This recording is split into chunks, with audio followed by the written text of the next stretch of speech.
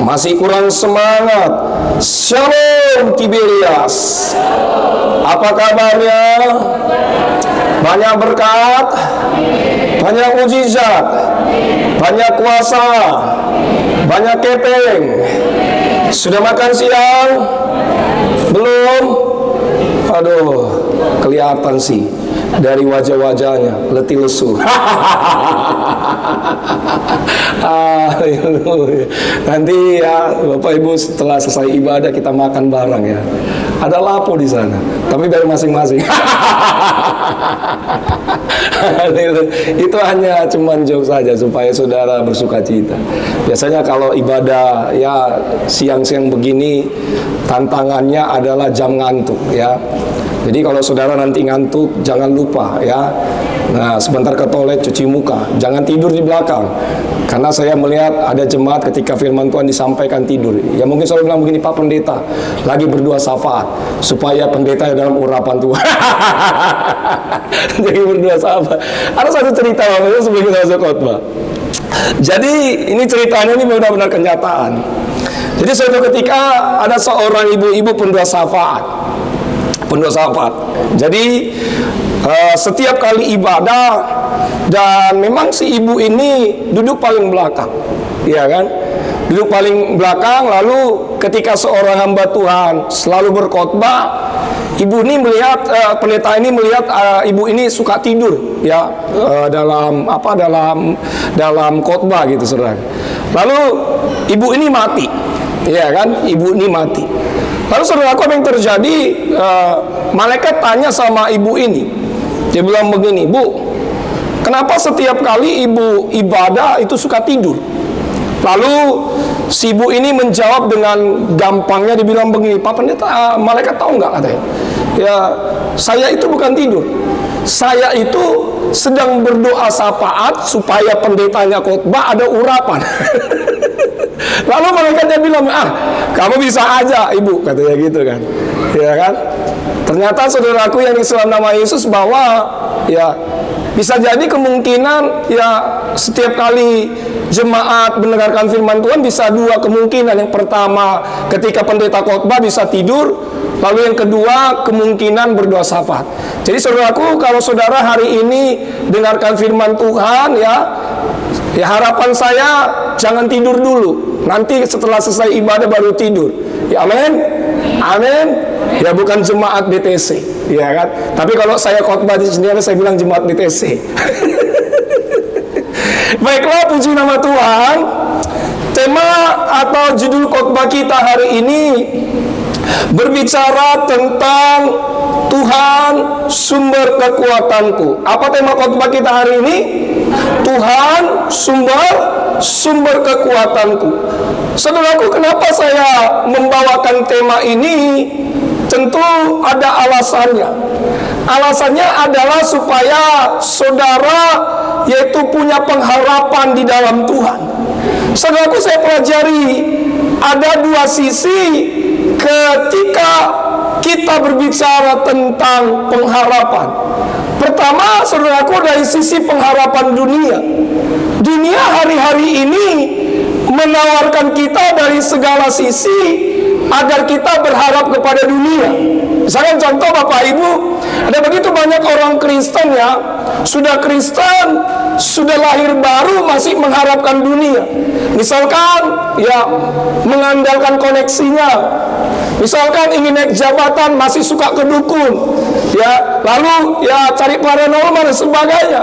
Atau mungkin juga mengandalkan kehebatannya, mengandalkan pikirannya, hartanya dan sebagainya.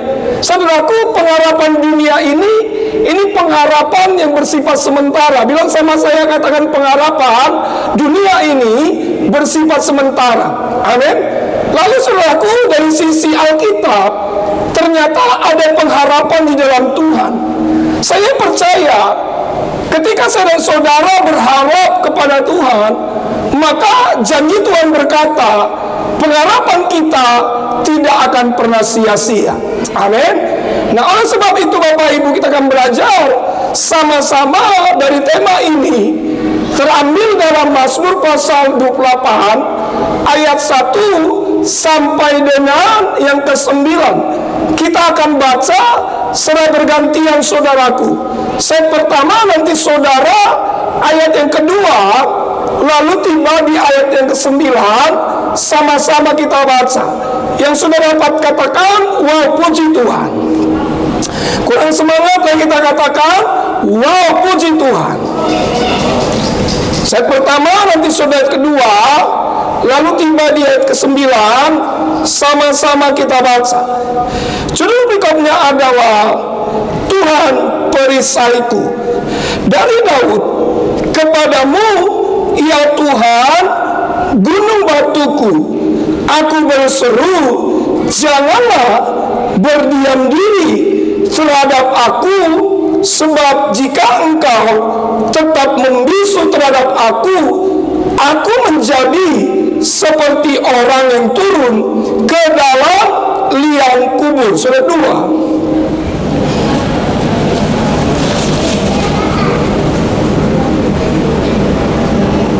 Wah, nggak ada jemaat ini. Mana buka Alkitabnya, Amago, ya Amang. Nabi ada di tahun. Ulangi. Ayat 2, saudara. 2, tolong ditampilkan slide-nya. 2, 3, iya. Gak ada suaranya, aduh. Udah makan siang? Sudah makan siang? Nah gitu dong, agak laki dikit, udah gitu. Sudah makan siang? Nah gitu loh. Ayo, ayat 2, 3 ya.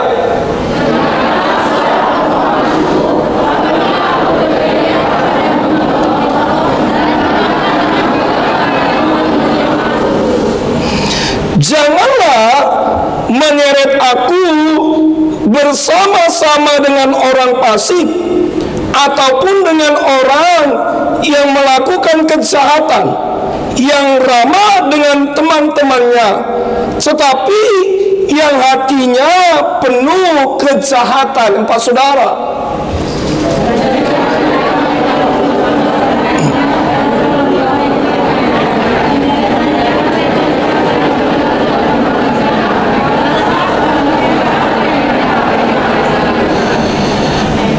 Karena mereka tidak mengindahkan pekerjaan Tuhan dan perbuatan tangannya, Ia akan menjatuhkan mereka dan tidak membangunkan mereka lagi. 6, saudara.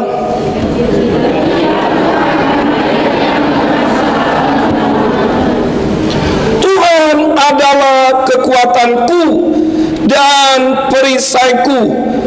Kepadanya hatiku percaya, aku tertolong. Sebab itu beria-ria hatiku, dan dengan nyanyianku aku bersyukur kepadanya. 8, saudara.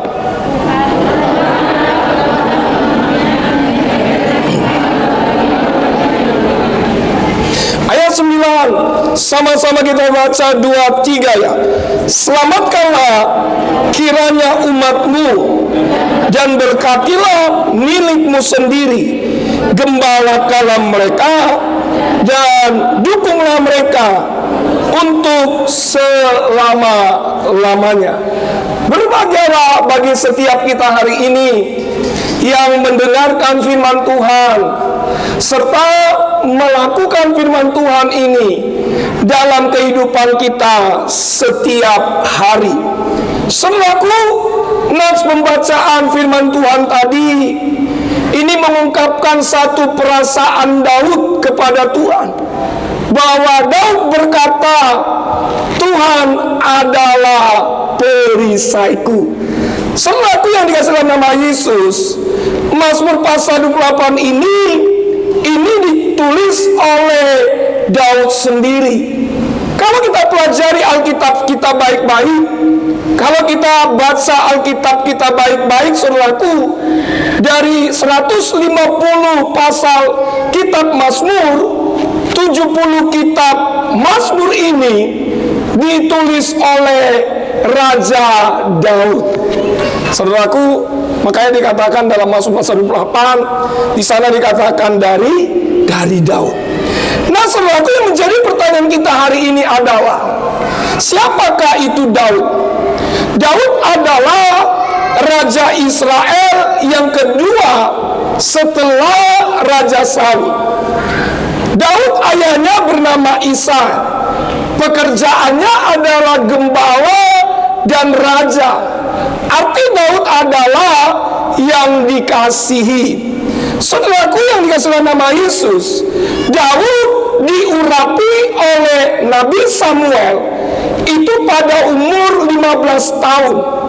Tapi tahukah saudaraku yang dikasih nama Yesus, Daud menjadi raja pada umur 30 tahun. Berarti dari 15 tahun itu, dan sampai dengan umur 30 tahun dia, itu 15 tahunlah Daud menanti-nantikan, menunggu sebagai raja kedua bangsa Israel.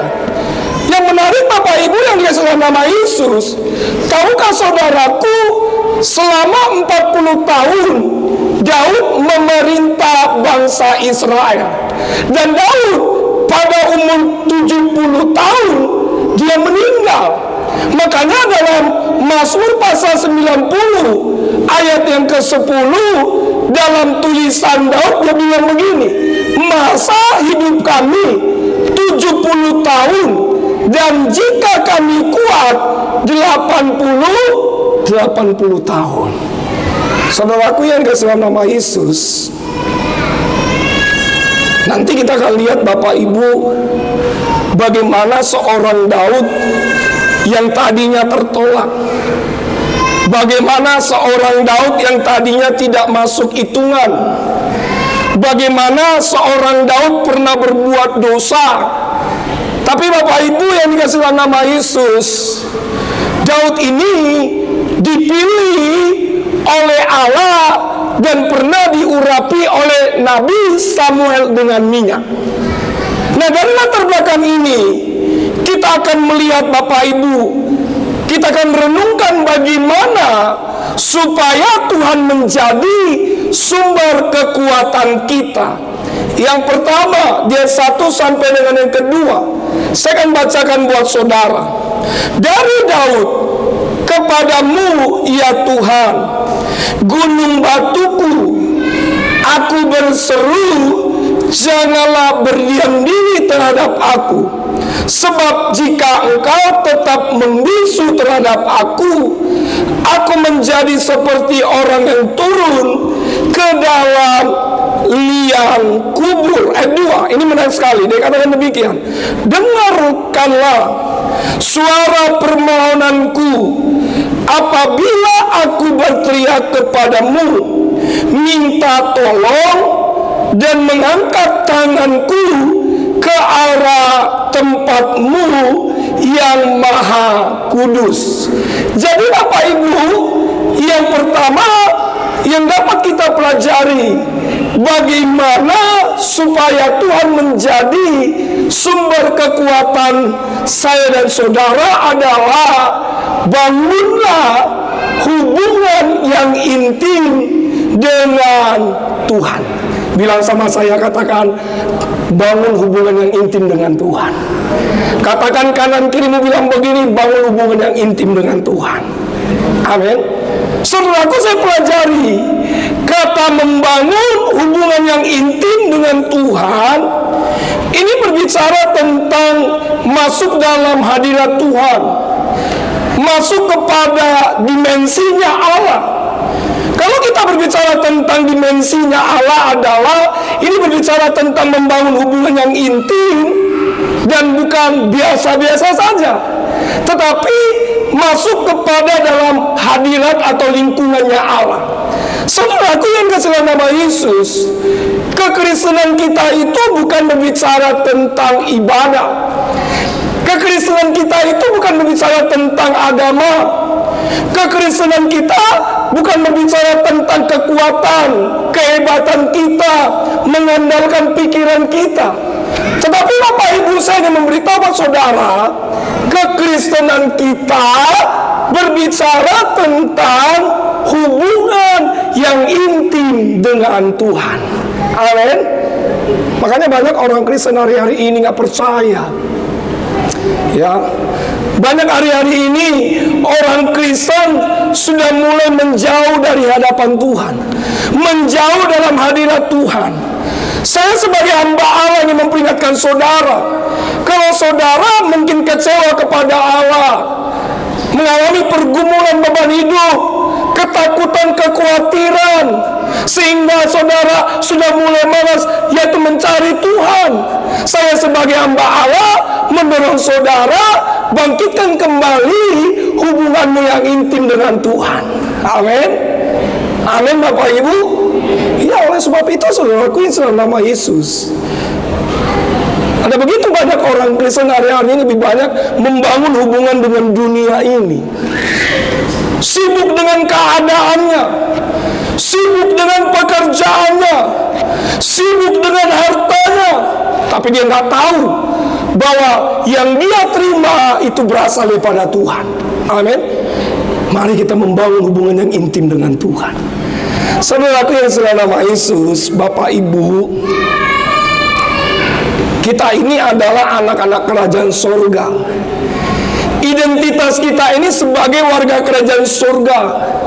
Oleh sebab itu Bapak Ibu yang dikasih nama Yesus, mari kita membangun, ada semangat untuk membangun hubungan yang intim dengan Tuhan. Saudaraku, apa yang membuat manusia hari-hari ini mulai malas membangun hubungan yang intim dengan Tuhan? Saya pelajari ada dua hal. Yang pertama, kenapa manusia mulai nggak membangun hubungan intim dengan Tuhan? Yang pertama adalah karena malas. Bilang sama saya, katakan malas. Katakan kanan kirimu bilang begini, bro, sis, jangan malas. Amin. Iya, banyak hari ini orang Kristen malas.